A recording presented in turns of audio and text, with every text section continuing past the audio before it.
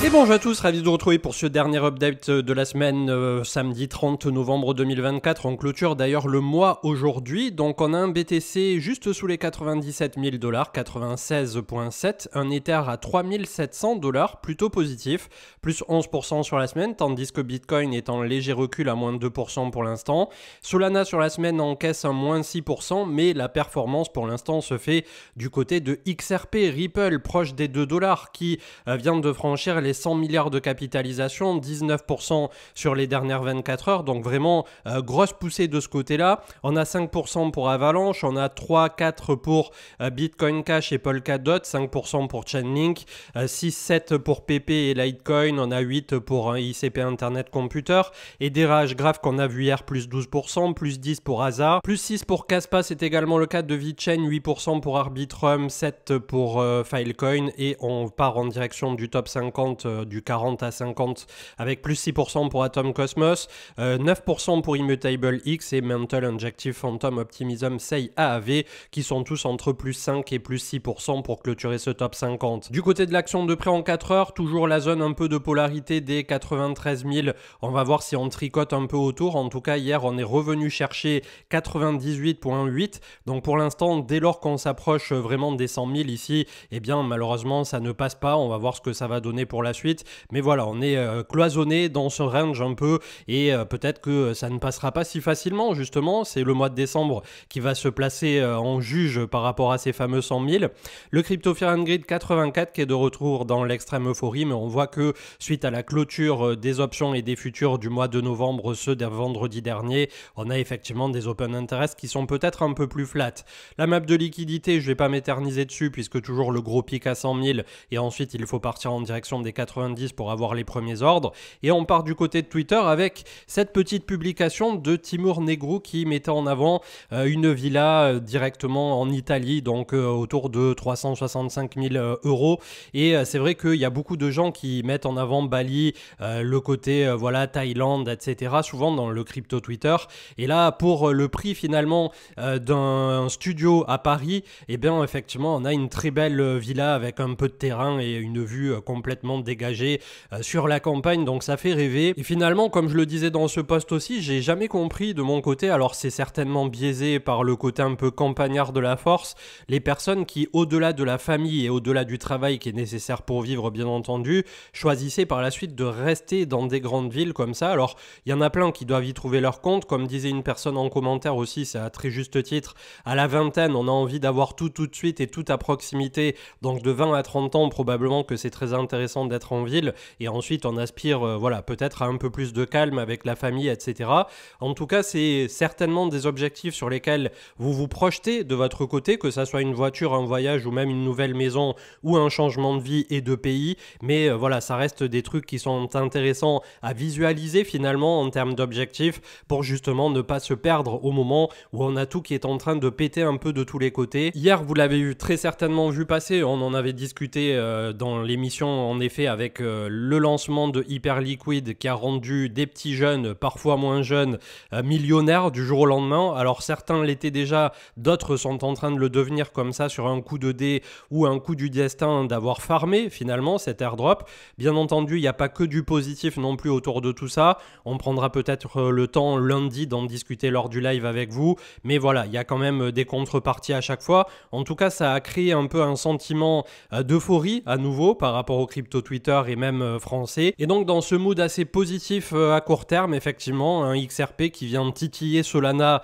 sur ses plates-bandes. On a les ETF sur Ether qui ont fait un record d'achat et qui d'ailleurs viennent de dépasser les achats par rapport à BTC. Donc peut-être que la rotation institutionnelle est bel et bien en train de se faire ici sous nos yeux. Et vous vous sentez certainement perdu face à toute cette frénésie de wallets qui pètent, de XRP, de XLM, de ADA Cardano, ce que certains qualifient de Dinocoin, c'est-à-dire des tokens qui ont au moins un ou deux cycles. Et c'est vrai que c'est facile de se perdre et de se dire bon ben mon altcoin il n'est pas encore parti, alors je vais aller en mettre sur XRP qui est en train de pump, et derrière c'est comme ça que systématiquement vous courez malheureusement après des trains qui sont déjà partis. Alors parfois ça peut être salutaire de courir après un train parti s'il continue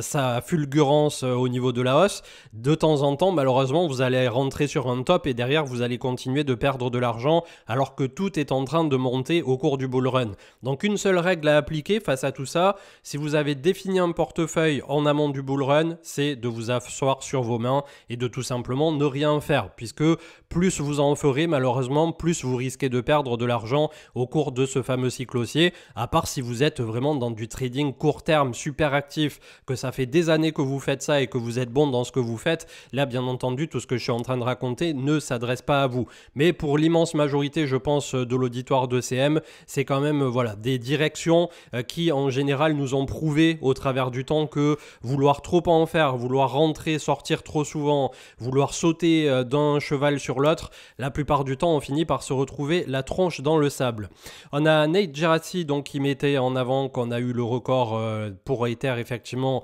avec plus 335 millions, tandis que Bitcoin hier ils ont à peine fait 150 si je dis pas de bêtises. Le breakout mensuel avec Axel Kibar qui d'ailleurs, félicitations à lui même s'il ne verra jamais cette émission, vient de valider les 3 niveaux de CMT, c'est les niveaux les plus poussés par rapport à l'analyse technique et donc cette société qui vous permet de vérifier toutes vos connaissances et c'est quelque part entre grands guillemets une formation professionnelle de chartisme et voilà, les personnes qui ont ça la plupart du temps on voit que les charts par la suite sont très épurés, très clean, ils ont une belle vision de ce que peut donner un marché à un instant T et là ils visent donc pour un report dans un premier temps autour de 137 000 avec un breakout mensuel qui est juste magnifique sur cette bougie du mois de novembre, donc ça devrait à minima rassurer ceux qui visent 150 000 puisque si la technique vise autour de 140 avec l'euphorie qui devra régner à ce moment-là, ça sera peut-être pas si dur d'obtenir les fameux 150 et d'un autre côté, je ne peux que vous rappeler que même si vous avez cet objectif de 150 dans un coin de votre tête pour Bitcoin, ça vaut le coup bien entendu comme vous êtes rentré en DCA à 15 000, à 20 000, à 30 000, à 40 et peut-être encore aujourd'hui, de petit à petit vous alléger au fur et à mesure que vous avez réussi une belle performance. Et là une fois de plus, je m'adresse aux personnes qui une fois ou deux tous les 2 ans ont envie de rentrer et de sortir pour faire grossir leur bague. Si vous faites du DCA sur Bitcoin et que vous le faites pour 5 ans ou pour 10 ans, tout ce que je viens de dire ne s'adresse une fois de plus pas à vous. Le US Money Supply donc qui est en train de rebondir. Attention toutefois, si les États-Unis sont en train de voir la liquidité augmenter fortement sur le marché et on l'a vu, on a des actions vraiment qui auront tout explosé en 2024 puisqu'on a fait plus 27% pour le SP500 cette année et il a empilé 53 fois des nouveaux points hauts au cours de l'année. Donc on est déjà au-delà d'une fois par semaine, c'est complètement dingue. Et d'un autre côté, on a la liquidité mondiale qui, elle, apparemment ralentit un petit peu. Alors, j'ai pas pu vérifier et recouper ces datas puisqu'il faudrait vérifier avec d'autres charts, etc. de façon un peu plus poussée. Mais ça me paraît bizarre que si les États-Unis plus la Chine qui sont en train de faire du QE de leur côté augmentent la liquidité, on ait une descente de la liquidité globale mondiale. Après, c'est vrai que je crois qu'on a partagé un chart il y a quelques jours. Faut dire au quotidien, j'en lis tellement que ça soit sur Twitter ou Internet en général, qu'au bout d'un moment, j'ai un temps d'attention qui doit être réduit au strict néant qu'ont les TikTokers par exemple. Mais c'est vrai que globalement, je crois qu'on avait effectivement un peu un drop et il y avait cette personne qui avait fait la corrélation de souvenir que cette semaine après le drop de la liquidité, en général, on avait aussi le drop du côté du Bitcoin et c'était le fameux moment, souvenez-vous, où on était passé autour de 90 000 $. Donc c'est quelque chose à surveiller ça vraiment de très très près puisqu'on sait, chart à l'appui et liquidité à l'appui au travers des différents cycles, que c'est vraiment ces moments critiques où il y a eu de la liquidité à ne plus savoir quoi en faire sur les marchés où finalement elle vient se répandre sur un marché dit à risque comme le marché des cryptoactifs, voire des actions, puisque les actions, on pense aujourd'hui que c'est la panacée absolue et il est vrai que depuis 2020, ça a été 4 années qui ont été extraordinaires et je suppose qu'après une année à quasiment 30% pour le SP500, entre mi-2025 et maximum 2026, on va se prendre un espèce de coup de gourdin. Je sais pas comment il va venir, mais à mon avis, tôt ou tard, on va passer à la caisse face à tout ça. Mais c'est vrai que pour l'instant, on est dans une finance qui a changé, on est dans un monde hyper capitalisé, des flux et des capitaux qui se dirigent vers quelques actifs la plupart du temps, et à terme, ça peut aussi poser quelques problèmes, et on l'a vu là aussi dans l'histoire des États-Unis. Donc je me demande comment tout ça va se terminer finalement, et pour nous, pour le marché crypto, on l'a vu plusieurs fois, on a peut-être cette fenêtre de tir. Entre eux, pour les plus pessimistes, entre guillemets, d'entre nous, c'est pas le bon mot, mais voilà, ceux qui visent un peu plus le court moyen terme, le printemps 2025, pour prendre des profits et être finalement quasiment sorti du marché crypto, ou à minima, voilà, avoir soldé 70-80% des positions volatiles. Et d'un autre côté, certains qui viseront l'automne 2025 avec voilà, un cycle qui aurait duré exactement la même longueur que ce qu'ont fait les cycles précédents. Des traders qui mettaient en avant qu'à 98 000, on a plus de gens qui short qui long, donc ça c'est plutôt positif puisque ça pourrait déclencher par la suite un short squeeze, c'est-à-dire une liquidation des vendeurs si on arrive à venir les chercher sur leur terrain tout simplement. Les 100 000 ont été retouchés par le futur CME, donc c'était il y a à peine 16 heures, et Marathon Digital qui est en train donc ici d'essayer de s'en sortir par rapport à une contraction de prix. Je vous avouerai que les minières c'est tellement volatile et tellement complexe à lire finalement que je me pose aussi là pas mal la question de si ça vaut le coup de recharger. Et bon, pour l'instant j'ai mes petites lignes Marathon, Riot, etc. mais je sais pas trop à quoi m'attendre en fait par rapport aux minières. C'est un peu bizarre comme sensation. On a Bob Lucas qui nous disait qu'après la petite contraction ici qui pourrait durer jusqu'à la première quinzaine de décembre sous les 100 000, on aurait le breakout qui nous amènerait d'ici la troisième semaine de décembre autour de 110 000 le maximum, avant un pullback qui nous conduirait d'ici à la fin d'année, début 2025, de nouveau à 100 000 et ensuite on repartirait en direction des 120, etc. Bitcoin.fr, le Parlement du canton suisse de Berne a récemment approuvé une motion visant à commander un rapport sur le minage du Bitcoin, et ce fameux rapport proposé par un groupe parlementaire vise à explorer la faisabilité et les implications du minage de Bitcoin dans la région. Donc ça, petit à petit, c'est un sujet important puisque ça pourrait changer bon nombre de choses vis-à-vis de l'approche et de l'appréhension qu'ont certains pays vis-à-vis des cryptos et de Bitcoin. Votre top crypto altcoin, on a fait donc les statistiques par rapport au post qu'on vous avait propulsé il y a 48 heures, et donc votre top aujourd'hui c'est à 96 réponses donc dans tous les commentaires qui ont été faits dans les réponses suite à ce post. Bitcoin en premier, Ether en second, Solana en troisième, AAV en quatrième, Link en cinquième, Tao en 6e, XRP 7e, Render 8e, NIR on est à la 9e place, Avax 10e place, Doge 11e, Fetch AI 12e, BNB 13e et Polkadot 14e, avec la suite ici, juste dans une des réponses, où on a par exemple Injective qui est à la 15e place, qui occupait 10 réponses, juste au-dessus de Atom par exemple, et ensuite on en a quelques autres sur lesquels vous avez été assez peu à répondre finalement. Je vous avais aussi posé la question de ce que vous conserveriez au cours d'un bear market, et finalement on a BTC, USDC, USDT, ETH et rien, avec très peu de réponses là exploitables, mais ça vous donne aussi un faisceau d'indices où effectivement les gens en bear market ne souhaitent pas conserver des altcoins. Et on revient aux infos de la dernière fois, je vous le repasse au cas où vous n'ayez pas vu la dernière quotidienne, avec Coinbase qui va stopper les rewards pour les holders d'USDC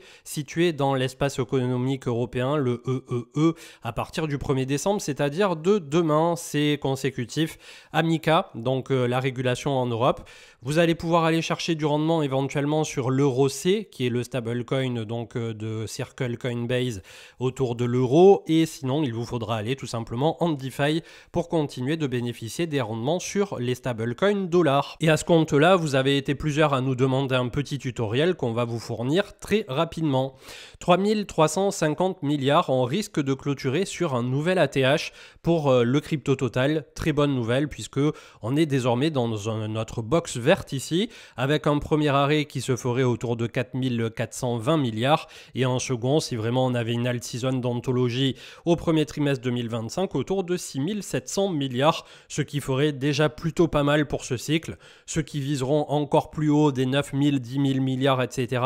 c'est ceux qui viseront Bitcoin à 200, 300 000, etc. sur ce cycle. Et j'ai bien peur que malheureusement, les 200 et des brouettes soient les fameux 100 000 qu'on attendait nous tous au cycle précédent et qui ne sont jamais arrivés. Et en fonction de beaucoup d'informations à la fois géopolitiques, macro, mais surtout des promesses de campagne de Donald Trump, le nouveau président des États-Unis à compter du 20 janvier 2025, ça peut énormément changer la donne par rapport à si on top autour de 120, 130, 150 ou si vraiment par la suite on ouvre complètement les portes du FOMO institutionnel, à savoir les deux gros canaux qui pourraient faire office, c'est l'approbation en réserve stratégique du président des États-Unis pour les États-Unis et derrière d'avoir des Microsoft et consorts, donc un des GAFAM qui dirait que oui, il commence à mettre de la trésorerie en Bitcoin. Là, pour le coup, je change mon biais immédiatement et on part sur la lune BTC 150, 200, 250 et tout ce que vous voudrez. Mais tant que ça n'est pas arrivé, bien entendu,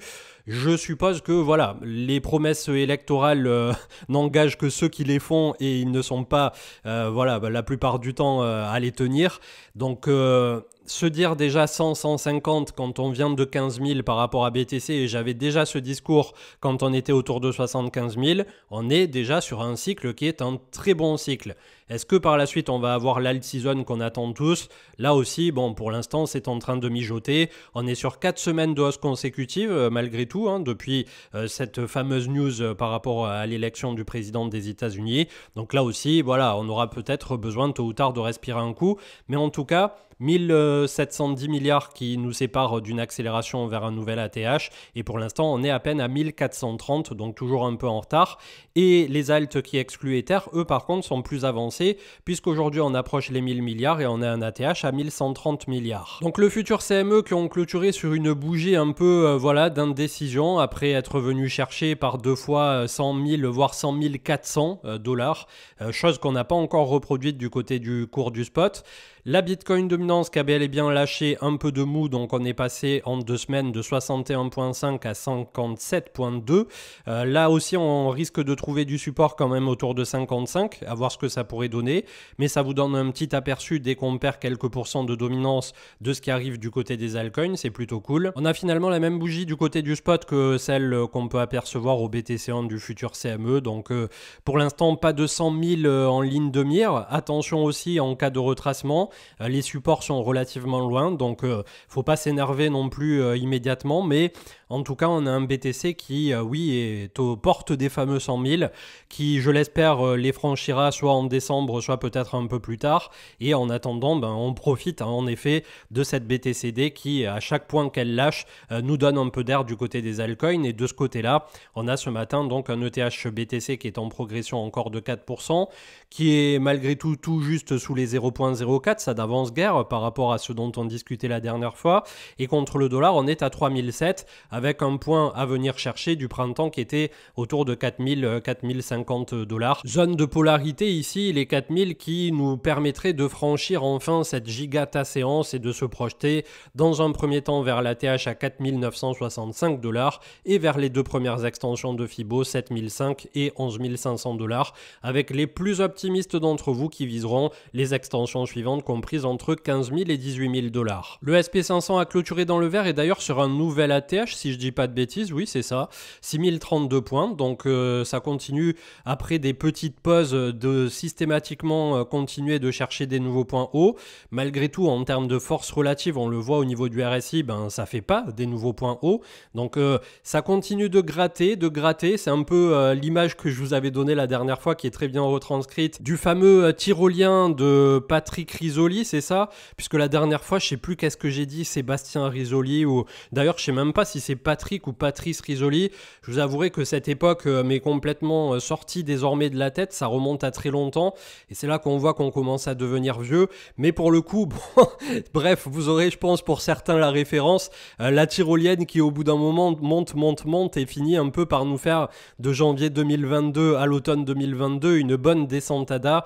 avec à ce jour une moyenne mobile 20 qui est autour de 5700 points, une moyenne mobile 50 qui est autour de 5358, la moyenne mobile 100 qui est sur le support de sortie des 4008 et la moyenne mobile 200 qui est autour de 4500 points. Donc ça, tôt ou tard, on va se le reprendre. La question c'est, est-ce qu'on se le prend mi-2025, plutôt en 2026, où on nous agitera très certainement des chiffres qui sont moins bons que ce qu'on attendait par rapport aux US, une pseudo-récession à l'horizon. Alors pour l'instant, ça n'a pas l'air d'être le cas, mais vous connaissez un peu les narratifs pour essayer de faire dégonfler justement des fois des marchés qui sont partis un peu trop fort, un peu trop vite. En tout cas, la semaine s'est plutôt pas mal clôturée pour un dollar qui a retracé depuis les 108 points en direction des 105,7. Le MSCI World de Amundi forcément est un peu plus haut perché également, mais marque une petite bougie ici aussi de pause pour l'instant. Donc la dernière fois il était plus haut que le SP500 et on voit que malgré le fait que le SP500 fasse un nouveau point haut, ben, le MSCI World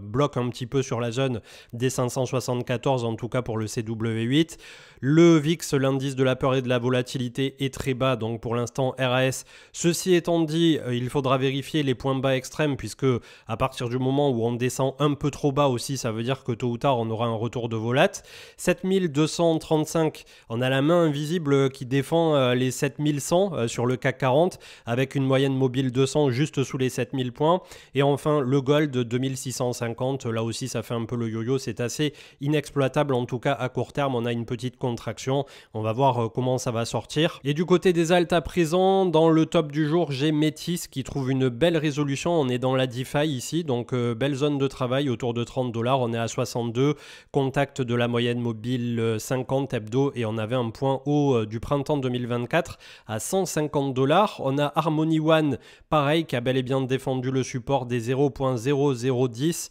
et qui est aujourd'hui à 0.030, donc 1 x 3. Bon, c'est peut-être déjà un peu trop tard pour ce mouvement à court terme. On est sur une zone de polarité des points de listing donc de juin 2019. On avait travaillé en août 2022, février 2023, la fausse sortie de mars 2024. Donc on a des actifs comme ça qui quand même reviennent systématiquement chercher voilà, des points d'intérêt et c'est plutôt intéressant à observer quand bien même je n'ai pas de One Harmony en portefeuille. C'est le travail que vous ferez sur des charts comme ça, des centaines de charts qui finalement va s'imprimer dans votre cerveau au bout d'un moment et vous saurez détecter par la suite des patterns qui, en tout cas sur le papier, sont intéressantes. On a XRP Ripple qui est sur une zone dure et qui très certainement va essayer par la suite de venir chercher son ATH localisé aujourd'hui à 3,31 $. Attention en hebdo, on est monté vraiment d'une verticalité complètement monstre sur XRP. Peut-être que depuis tout ce temps, justement, les XRP Boys attendaient ça. Ada Cardano, c'est pareil, sauf qu'il est en train de s'affranchir de la zone des 90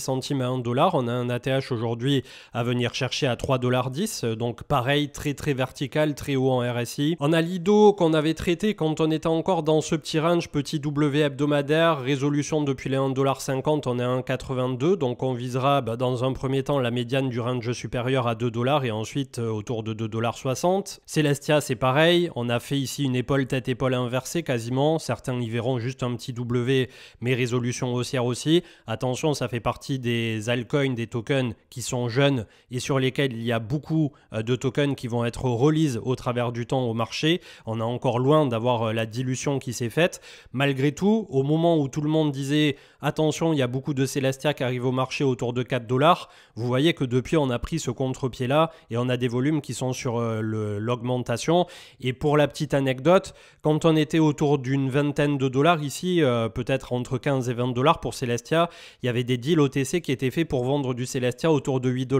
Donc clairement, je suppose qu'il y a des gens qui ont été intéressés pour en acheter autour de 4 $. Après, aujourd'hui, c'est un très bon projet, mais comme je viens de vous le dire à juste titre, malheureusement, on aura beaucoup de tokens qui vont être release. Ça se passe très bien pour Rondo également. Pareil, on avait un joli W qu'on peut vraiment voir à l'œil nu finalement. J'ai pas besoin de passer en linéaire ou des trucs comme ça. Donc pareil, on est quand même passé de 58 centimes à 1,22 $.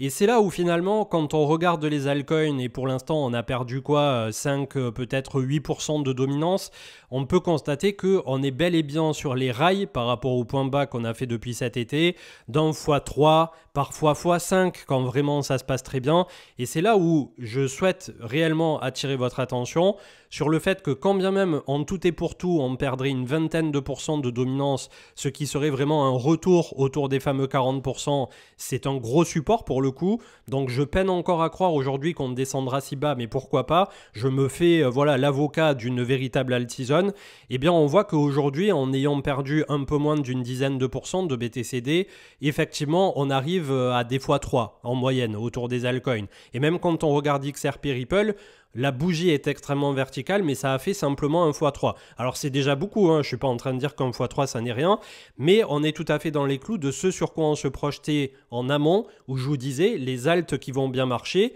ils vont vous faire basiquement au cours de ce bull run et au cours de la potentielle alt season, un x5. Quand on lisse vraiment la moyenne, ça ne veut pas dire qu'il n'y aura pas des x10, ça ne veut pas dire qu'il n'y aura pas des x2, tout simplement. Donc là, preuve à l'appui une fois de plus par rapport à cette reprise et remontada des alts, on a quand même effectivement un leitmotiv qui se dessine d'à peu près un x3 en moyenne pour les alts qui ont repris vraiment du poil de la bête. Et c'est quelque chose aussi sur lequel finalement vous pouvez surfer et vous projeter, de soit choisir des alts qui n'ont pas encore fait leur x3 mais que vous êtes quasiment certain au vu des fondamentaux, de l'activité, du revenu, du protocole, que ça risque de les faire dans un avenir plus ou moins proche, ou bien tout simplement de vous dire ok, tout ce que j'avais dans ma liste a déjà fait x3 et peut-être que ça viendra chercher voilà un x2 supplémentaire au cours d'une alt season, peut-être un x3 supplémentaire, on ne sait jamais, mais d'essayer petit à petit de vous projeter sur ça tout en vous fixant à l'avance les fameux paliers et en vous disant au fur et à mesure ok, on en est là, qu'est-ce que je fais, pourquoi, comment, et ça vous permet comme ça de réagir en cours de route et de ne pas faire de bêtises comme je vous disais en intro des news tout à l'heure, de sauter d'un altcoin sur l'autre, et là clairement vous allez perdre, mis à part si vraiment vous êtes là depuis plusieurs cycles et que vous savez absolument ce que vous faites. On a le BNB donc qui est au contact des quasi 700 $, voilà, ça va rentrer en price discovery incessamment sous peu et on visera le chiffre rond psychologique dans un premier temps des 1000 $ pour le BNB. AAV on est à 205 $, pas de tir également. Je sais pas ce que ça peut donner, ça reste à ce jour un token de DAO assez simple, mais ils ont des trucs dans les tuyaux qui pourraient transfigurer l'utilité à la fois du token et de ce que représente aujourd'hui AAV. Donc j'ai pas envie de le mettre plus en avant qu'un autre de par le fait que j'en ai en portefeuille et que ça représente aujourd'hui ma 3e position, donc je suis certainement biaisé par rapport à ça. Et d'un autre côté, aujourd'hui j'ai le recul pour vous dire que je ne vise pas un ATH sur AAV pendant qu'il y en a qui parlent de 1000-1500 $. Donc je pense pas être si biaisé que ça pour le coup, et quand je fais les comptes, ça représente certes une position qui est importante dans mon portefeuille, mais assez éloignée finalement des deux positions sur Bitcoin et Ether, donc que AAV marche ou non aujourd'hui, ça va pas me changer la vie si on résume ça en une phrase simplifiée, mais voilà, j'aime bien faire ce travail de décortiquage et de psychologie avec vous, et de même que admettons ici ça bloque à 200 et que d'un seul coup on se retrouve à 150 ou à 115 $, il faudra analyser pourquoi ici on pensait qu'on était extrêmement bullish, ce que le cours est en train de nous dire, et que finalement on n'a pas eu d'un point de vue certainement fondamental si ça venait à arriver. Donc c'est un travail que je continuerai à faire avec vous tout le long de ce cycle bien entendu, et qui nous apporte énormément plus au niveau de notre propre psychologie et du travail nécessaire de réflexion à faire et de flexibilité en cours de route que toutes les prévisions ou les prédictions les plus farfelues qu'on pourrait réaliser un peu comme si on lançait des dés. Sur ces belles paroles, et pour ne pas passer l'intégralité à nouveau de ma liste d'altcoins, chose que je me régale de faire régulièrement avec vous, mais là voilà, je suppose qu'aujourd'hui je vous ai donné assez de cartes pour vous démerder entre guillemets de votre côté avec vos altcoins, avec vos bags, avec vos targets, vos prises de profit, et d'un autre côté de visualiser quels sont vos objectifs de vie qu'il y a derrière, ou même juste de hold si vous êtes là sur Bitcoin pour 10 ans, et vous verrez que normalement ça se passera plutôt pas mal, tout en ayant bien en tête que bien entendu il n'y a pas que des gagnants sur les marchés et que ce marché est très dur psychologiquement, très volatile, donc à la fin je suppose qu'il y a plus de perdants que de gagnants, en tout cas dans ceux qui malheureusement malheureusement font un peu trop de mouvements comme on le disait tout à l'heure. Je vous souhaite une très bonne journée, un très bon week-end, profitez de votre famille, profitez de la vie tout court puisque on a tendance, en ayant justement le nez trop sur les réseaux, sur les graphiques et lors de cette frénésie des bull runs à oublier tout ce qui se passe autour et malheureusement les années passent, ça fera bientôt 6 ans de CM et je peux vous garantir que je ne les ai absolument pas vus passer et d'ailleurs je vous remercie d'être encore là aujourd'hui. Alors on s'est fait diluer sur YouTube et il y a des gens qui voilà, pour X ou Y raison font plus de vues que nous aujourd'hui en ayant des titres et des miniatures plus aguicheuses, en faisant un peu plus de volume, c'est-à-dire 3-4 émissions par jour, chose que je comprends pas fondamentalement, mais pourquoi pas, hein, si ça fonctionne tant mieux pour eux. Et de notre côté, le noyau dur de CM est là, vous nous remontez des petits commentaires au quotidien qui nous surboostent en mode voilà, je suis là depuis 2 cycles avec toi, tu m'as énormément apporté, la psychologie, j'ai gagné de l'argent, tout comme j'imagine très bien qu'il y a des gens qui à l'inverse ont perdu de l'argent en consultant le contenu ou des choses comme ça, donc voilà, il n'y a pas que du positif bien entendu, mais ça fait plaisir après tout ce qu'on s'est traversé en 2022 de se serrer les coudes aujourd'hui et de voir qu'on avance dans une même direction tout en ayant cette sagesse accumulée au travers des derniers trimestres, des dernières années qui nous permettra très certainement de bien mieux vivre le bear market entre fin 2025, allez peut-être mi-2025 et 2026 et de se projeter par la suite vers un cycle où au plus au fur et à mesure on avance, au plus on capitalise sur Bitcoin et les cryptos dans leur globalité et moins on aura de volatilité plus tard, donc on n'en sera que d'autant plus satisfait. Très bonne journée et à lundi. Ciao ciao.